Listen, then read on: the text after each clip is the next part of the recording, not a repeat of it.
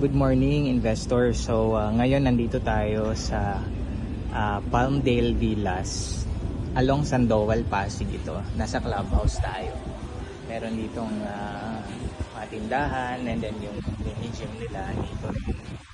I'm just showing you this area kasi I'm really interested in offering this to you guys kasi mura yung unit na binibenta and the size is 40.43 square meters. It's a one bedroom and then part ng amenities itong pool area and then yung clubhouse which is this, and then ito po yung mga buildings. So I have a one bedroom unit here, again one bedroom, 40.43 square meters. Ayan, mura lang siya binibenta. Pwede rin siyang bank financing. So if you are interested in looking here in Pasig, and medyo malaki na yung size niya kasi 40 square meters na yung unit. Kailangan na lang ng konting repaint. Pero maganda nun, you can customize it to your own liking, no? So this is the pool.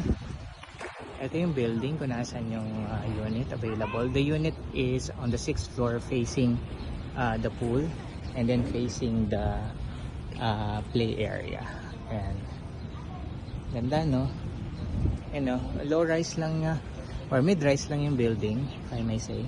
So hindi naman ganun kadami. It's a Sunday pero kita nyo konti lang yung nagsiswimming. And then I'll show you here yung play area para sa mga bata.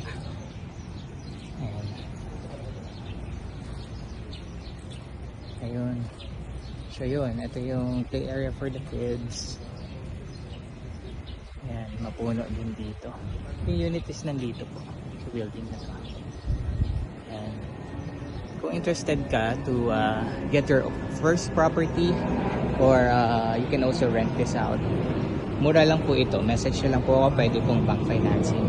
So one bedroom, 40.43 square meters. Okay po, thank you so much.